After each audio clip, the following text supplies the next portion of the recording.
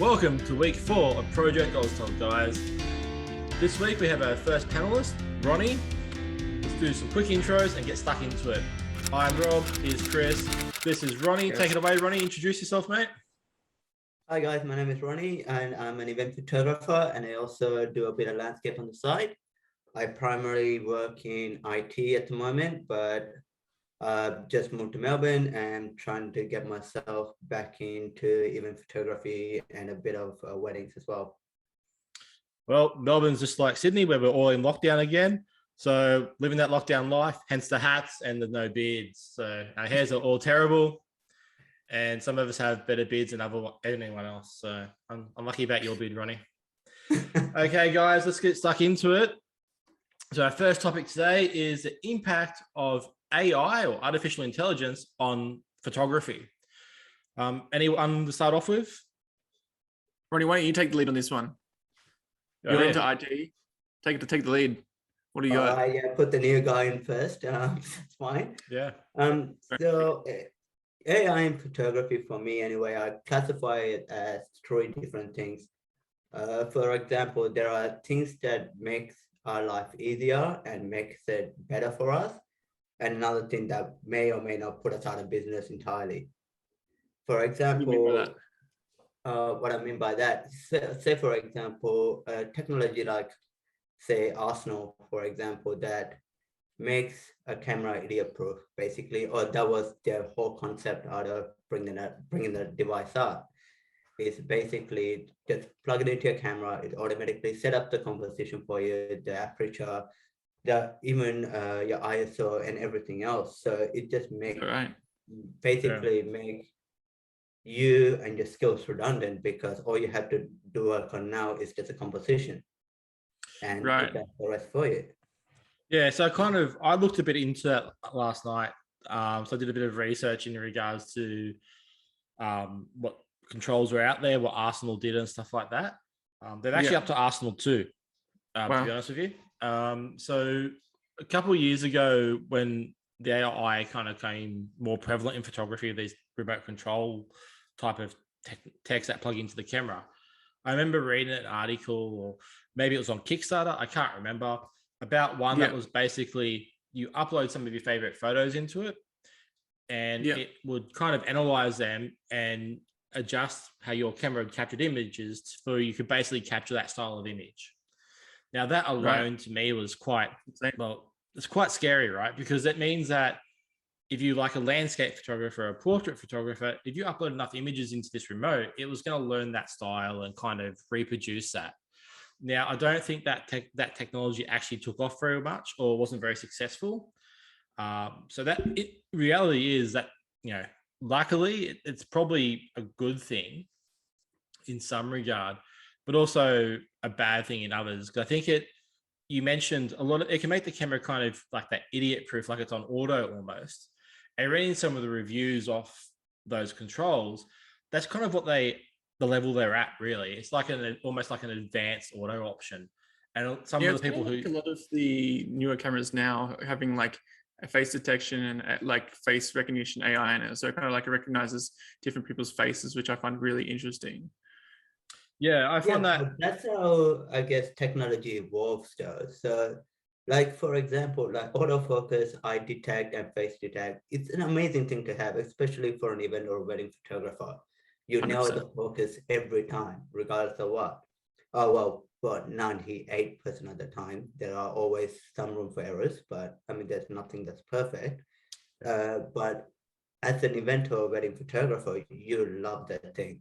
But ultimately, you're still controlling every single other aspect of the shoot. So you're controlling the aperture, you're controlling the shutter speed and everything else. And you're also controlling the composition as well. And you're thinking about the very next shot as you shoot. Yeah, so I think that's part and parcel of it. Like you mentioned that these controls can really look after the settings and kind of put it in like a smart auto mode, really. But it doesn't do composition. It doesn't do the direction. It doesn't know that if I have 2 people in the shot and I want a really slow depth of field, I should be at 2.8 or 1.8 for bridal portraits to get that really nice shadow look, or 1.4 when I zoom in on the eye. It's just going to give you the best thing that can for the overall setting, really, or whatever. It's more just like something less to have to worry about when you're at the actual shoot, for example. Instead of having to worry about what's this going to do. Basically, just put it, like you said, like on a full auto, sort of like an advanced auto mode, and it'll take care of the rest, sort of thing. I think for like landscapes and stuff like that, I think that's going to be really cool. I think it'd be really helpful for people who don't really capture nightscapes or landscapes or architecture, where it knows it's kind of like going to do like a bracketing, or it does auto stitch and stuff like that in camera, and then the unit itself pumps that to the computer for you to see later. I think that's really beneficial. However, I think for portraiture work and weddings and stuff like that, that composition and the photographer's directive and the knowledge to know what lens to use, what type of focal range to use, what aperture to use at certain given point in time is going to be really, really helpful. That's where it's going to really set it apart. Yeah. Now, what about in editing? Because I think AI in editing is actually probably a little bit more important at the moment than what it is in those remote controls for hardware. Like I look at kind of like, this example that comes straight to mind is that the sky, how you can replicate, drop a new sky into your image and stuff like that. Yeah. With like Luminar or something. Yeah, like Luminar and even with Photoshop's content aware tool, being able to fully replace a section of an image without actually knowing what that image is. It just sort of takes samples from the areas around it. And like I would say probably between 95 and 98% of the time, it does a pretty top-notch job. I remember using that for the very first time. And man, I'm like, wow, this tool is like, just blew my mind. It was like life-changing almost. I'm like, yeah, right. It does it for you. I don't have to go and like sample areas around it anymore. I can just use this. And 9 times out of 10, like if you're trying to get rid of a power line or a fence post, I'm like, bang, it's gone. It's fantastic. So much easier. Yeah, or even just a single blemish or like that sort of thing. I mean, you might not use that, but like if you have like a big scar or something, just paint over the top of it and you're good to go. Yeah, you are good to go. What do you reckon, Ronnie? What do you think about the editing software and the way it does AI? Well, for me personally, because like the one thing that I really hate out of the whole thing for me is editing. Out of my entire workflow, the one thing that annoys me the most is editing. So I did try Lumina. I did try even like denoise tools like Topaz Labs when they help you with astro stuff and like take so much noise away with a click of the button. It's amazing, but at the same time, that is also, I don't know, because I'm a type of guy who likes to keep the image as it is. I don't like to manipulate it way too much. Then the whole story goes away of what you did, especially in landscape work. If you're out in the field with someone or out in the field somewhere else, you want to capture that specific scene. You don't want to manipulate it to an extent that it looks you're more of a purist in that you don't want to edit it too much. Yeah. And the problem with some of these softwares like Lumina and stuff like that, it actually sometimes when you click on a button, it completely changes the image into something completely different as well. Yeah. Although it looks bloody amazing, don't get me wrong. It's just I'm just not sure if that. Oh, sorry, Chris. I think just prefer to be it all natural in the image rather than just here and there. Yeah. Well, the one thing I love about them is that you can actually go and start building your own stock library, right? So using the same technology, you can go shoot sky from one great location and then, your foreground and stuff like that. It just makes those compositions easier for you later on. So you don't have to have the best sky on a given day. You might have a beautiful soft light still, capture amazing foreground, and then drop one of your previous skies into it that you've captured, or a Milky Way shot or something like that. So I think that opens up, to photographers who aren't necessarily going to go, stock photo, bang, use their sky, who want to use their own skies and do a bit more of their own legwork. It can actually really, really help, and actually makes it a bit more their own work. Do you know what I mean? So I actually think it's a really good tool to use and can make that workflow a lot easier, especially when you think about, like you said, the content aware tools, Chris. I didn't even think about that. And Ronnie, like you said about the denoise tools and stuff like that, they've come so far, and the sharpening tools have come so far recently. they're really game changing. Like, and most recently, you know, the ability of Photoshop to make an image more high resolution is mind blowing. Before, you'd have to stack heaps and heaps of images together to get a big one, or stitch them all together, or layer it. Now it builds it itself, right? Yeah. So I think that is, the technology is becoming so good at what it needs to do that it's making your workflow a lot less. And I think that at the end of the day is probably a good thing, to be honest. Yeah, no, definitely. I think it kind of allows you to be focused more on what needs to be focused on. You know, and at the end of the day is taking the shot, right? Yeah, definitely. But speaking of, you know, there's a lot of advice out there. What do you guys think is the best kind of photography advice that you've ever received? I mean, everyone has their own opinion on just about everything, but as far as photography or video or sort of any photography in your fields, what is the best kind of advice that you guys have ever received? Yeah, so I think there's a lot of crap advice around as well. Like, and everyone gives you a lot of advice, and it's same with business and stuff like that. There's a lot of really rubbish advice and a lot of free advice that just doesn't work and doesn't hold true, to be honest with you. The best advice I have ever got in regards to photography was good glass is always going to be good glass. So meaning the money you spend on a good lens now, that lens is always going to be a good quality lens. Yeah, you're not wrong. You're not wrong. So I think that's always been really good. What about yourself, Ronnie? Any photography advice you received?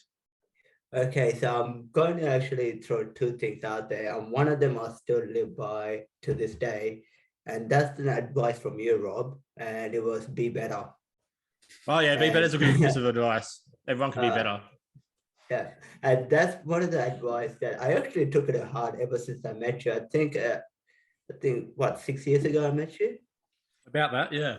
Yeah, and that's one of the first advice you gave me after you saw my first shot was, yeah, you got to do better and be better. It does sound like me, to be honest. Yeah, and ever since that, every shot I take, I'm like, yep, I can be better at this one, and I always try to one up myself on the next shot. So that's something that I took to heart. But that's photography, right? For me, it's always about the next shot. So the reason I got into photography and the reason I love it was, you know, I got my first camera when I was 8. Like, there was nothing pushing you beyond that other than the drive for what the next photo is, you know, and capturing saying, you know, sorry? Betterness. Yeah, well, you capture one photo, and it's like, that's really cool, but I'm always driven by capturing the next frame. You know what I mean? Because it might be that, you know, the moment that no one else is ever going to have or ever going to see again. And you know, for me, photography is like a window into the past. So we capture moments, right? And that moment is fleeting, it's gone. And after that, you don't come back to it. So that's what drives me. But yeah, be better is definitely advice I give quite often to people. So yeah, because we can always strive to be better. Yeah, and that's one of the best things that came out from your mouth anyway in a very long time. And the second one was actually I don't know who said this, to be honest with you, but like this guy actually told me it's like, shoot with what you got, don't shoot with what you want to have. In another word, because when I first started off, like I always wanted better glasses, I always wanted better gear, better camera. I'm looking at what other people having, and most of the time I'm comparing my gear with other people, and I'm giving myself an excuse saying, actually, if I had this lens, I would have got the shot better, or if I had this gear, I would have got my shot better. Ultimately, yes, the lens and the gear does make a lot of difference, but at the same time, your skills as a photographer actually makes a difference as well. You could still capture good quality images with even an entry-level camera, to be really honest with you. However, it's all about the time and the effort that you are willing to put on it, rather than putting up excuses saying my gear is bad or my tripod shit or things like that. So that's what I'm not really sure who gave me that advice, but that was another advice that I live by as well. I think that's really good. I think that's really good advice, because I mean, no one on this panel suffers from GAS, right? Gear acquisition syndrome at all. No one. But yeah, I think that's really, really good advice, to be honest with you. That's almost on par, if not better than be better, to be honest. I will have to be better with my advice giving. It's quite easy to get swept up in always wanting to have more gear, or always wanting, another lens or another bag or whatever it is. Definitely. So it's always good to just focus on what you have and use that which is in front of you. So yeah, I like that, Ronnie. Well done. I like that. For me personally, I think it's more about and I always say this to people when they're getting a new camera. When you're getting a new camera, take it out, shoot with it for 7 days, take it with you wherever you go, whenever you go somewhere. And that way you can just get a feel for what it's like and how you work with it. So I think that's really, really essential, because if you just take it home and leave it on the shelf, it could quite easily be like a week or 2 weeks before you get a job. And then you go, oh crap, I don't know the back of this camera. So I think getting a really well understanding of the camera is really essential for any photographer. 100%. You should definitely know your gear before you go out and do a paid gig anyway. Yeah.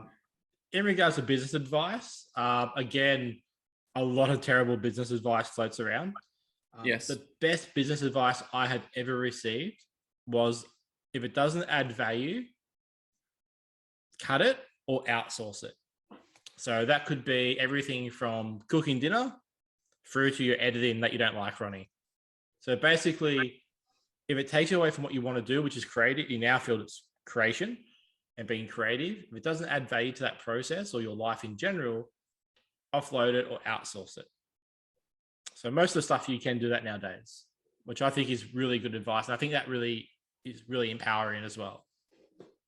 Yeah, I couldn't agree with you more there. I think definitely it's important to, and I think we mentioned this last episode, but I think it's really important to just get back to what you like doing, what you're good at doing, and that is being creative. Oh, 100%. And I think we kind of touched on that last week of our topic about the creative life and the anxieties and stress that can cause. Yeah, definitely. Any business advice from you, Ronnie?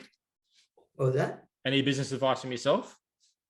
Well, not really, to be honest with you. Like the only thing that I'm adamant about, and this is something that I've given somebody else, especially when they just started off their business, was there's no such thing as free photography. So don't use your skills for free, regardless whether they say they're going to give you exposure or they're going to promote you on Facebook or Instagram or whatever. They have 2,000 followers or 50,000 followers. It doesn't really matter. Your skills worth the money. You're putting your time and effort into a person or a client to do a job for them. You should be getting paid for it. And it's simple as that. You shouldn't be wasting any sort of your money or your resources, because ultimately you're driving to a client site. You're spending time with them, hour, 2 hours at max, maybe 3. Then you're coming home, editing it, sending it back to the client, making sure that they're happy. And then you're getting it back as well. Sometimes once in a while, you get the images back saying, actually, no, I want it this way. And then you're reprocessing, you're re-editing and sending it back to the client. That's all time and money that you could spend on other jobs. That's true. Other paid jobs. So what's the point of giving your skills out for free? Well, that's true. And plus, as we touched on before, don't give away what you can get paid for, right? I think that's important. But most importantly, you mentioned gear before, Ronnie. And I think that kind of, people have to remember there's a whole, even if you're shooting for free, it doesn't devalue your gear. Your gear is still worth a lot of money. So, you got your skill plus the gear, and you got to cover the cost of that somehow. So by all means, I would say, don't give away what you can get paid for. Definitely. I think that's really one of the most important lessons photographers kind of get to a stage and start learning. Well, it brings us to our next question, I guess. And we talked about the gear acquisition syndrome, or GAS, and how no one on this panel has it at all. So this next topic is the one accessory that you never leave home without. Chris, why don't you start us off on this one, mate? Yeah, definitely. Look, well, I always drive around in my car with a boot full of memory cards. I know it sounds kind of weird, but the amount of times that I've opened the boot and I've used one of those memory cards, I could not tell you. It's been like, I don't know why, but I always just somehow forget to bring my memory cards. I think it's just because I'm packing up my camera, I'm got battery, and then I get out, and then I go, oh crap, my memory card's in the case. because when I'm home, I leave them all in the case. So I think for me, it's great having, you know, just those little things in the car, such as memory cards or spare batteries. Maybe they don't suit so well in warmer weather, but I always have about 4 or 5 memory cards just floating around the car, which I always use. So Yeah. for me, it's pretty much always memory cards. I always have two on my wallet. I call this the palette syndrome because I actually got it out of Rob. Every time I go to Officeworks, I buy a memory card. Or Smart. because of Rob, because I've been hanging out with that guy so much that every time he stops in the Officeworks, he buys at least a $10 memory card, put it in his car. And I think he forgets about it and it's still in his car most of the time. So Yeah. and you're right, Chris, because I do borrow memory cards of Rob. There were so many times when we go out for a shoot and I left my memory card at home, and yeah, Rob saved my ass by grabbing one out of his bag. So yeah. Memory cards, you should kind of try to renew every couple of years, right? If you're using the memory card and it's 3, 4, 5, 6 years old and it gets used a lot, like you should really be considering replacing. Like if you have you've got 25 or 30 memory cards, that's cool. Like you'd probably use them for the next 10 years, right? But if you're going to be using the one card for 10 years, at some stage, it's going to fail. What if you reformat it? Yeah, even if you reformat it, you're still rewriting to that same card over and over and over again. I would still renew it especially if you're a professional, you renew it every 3 or even 2 to 3 years. I'd renew them all. 2 to 3 years is advised. I think so. Especially with Plus only like $20, $30. Like it's nothing. They're cheap. Oh, well, SD cards are cheap, but if you're using CF cards or XQD cards or CF Express, they're way different. So way more expensive. Yeah. Big bucks. But I mean, most of the cameras take SD cards. So what is it to replace? Yeah, that's true. Yeah. Look, the one bit of gear I won't leave home without though is a lens cloth. So and I have the little ones that fold up in pouches. Really, really good. Okay, there's probably 2 I don't ever leave home without. So, the second one would have to be, I think, probably a good QR plate. So that's pretty smart. Yeah, I use Arca Swiss plates. Wait, when you say a good QR plate, do you mean like a replacement to the tripod that you have on you, or do you just mean like a random any QR plate? No, for your tripod system. So I actually keep a spare QR plate in the car. A bit like yourself, I have a tripod most of the time in the car at some stage. Yes. I still stupidly had 2 different head systems. So I had a Manfrotto system and an Arca Swiss system. And sure enough, I got called out when I went up to do an astro shoot, up at like 2 a.m. in the morning, went up and to shoot the Milky Way. And I had the wrong head system, like the wrong QR system. So now I use Arca Swiss on all the heads. So it makes it much easier. But I've always got a spare Arca Swiss plate in my camera bag or in the car. So I have a few of them. Arca Swiss is awesome because they're relatively inexpensive. And, with a lens cloth and Arca Swiss plate and the gear I have, I know I can pretty much get a shot if I go somewhere. That's clever. What about you, Ronnie? For me, it's my remote shutter, especially when I go out shooting landscape, which is majority of the time. And also my ND filter kit. So I have them both in one little bag. So it's my go-to bag right next to my camera bag. So every time I leave, I just pick up 1 and 2, dump it in the car, and my tripod never leaves my boot unless it's absolutely necessary. So if it gets wet or anything like that, I bring it inside, wash it off, then I put it back in my boot because I do not want to forget my tripod ever. And I've been in a position where I take my Arca Swiss plate, Rob, but I leave my tripod at home. So I'm the other way around. So my tripod never leaves my boot now. So that's always in my car. And my remote shutter and my ND filters is one of the two of my most important accessories that I need. Do you use the square or the circular ND filters? I use circular most of the time. I ordered my Nisi landscape kit on eBay, but not holding my breath for when it's going to come. They said it was sometimes next month from China. So, I mean, I need to get it cheap somehow. Fair enough. Well, Look, one bit of thing we haven't touched on is the spare battery. No matter what, always have a spare battery. I think that goes without saying. Yep. But yeah, I think we've all got good suggestions. But yeah, I'm a lens cloth guy. You heard what the other two guys pack. I think it's really important to have a basic bit of kit that you never leave home without. The other one I don't ever leave home without is a multi-tool. Never know when you need a multi-tool. Very handy. So true. So very true. Well, that brings us to the end of the show, guys, and the podcast. Ronnie, thank you so much for being the third guy. Thanks for having me, guys. It was great to have you. If anyone else wants to get involved, by all means, please comment, contact us, reach out on the podcast, on the YouTube channel, through Messenger if you know us, whatever. We'll get you on. We'd love a good chat. And Chris, mate, it's been a pleasure again. All right, guys. When do we post on Spotify and Amazon Music? Oh, yeah, very good question, Chris. Spotify and podcast goes up on Saturday around lunchtime. Saturday lunchtime? Yep. YouTube goes up on Thursday at lunchtime. Thursday lunchtime. Yeah, so we'll drop a video generally Thursday afternoon for YouTube, and the podcast will drop on Saturday morning. Well, make Saturday sure you smash those follow buttons. Yep, start following us, give us a hit, and go from there, guys. Thank you again, guys. We hope you enjoyed week 4. We'll catch you for week 5 next week. See you later.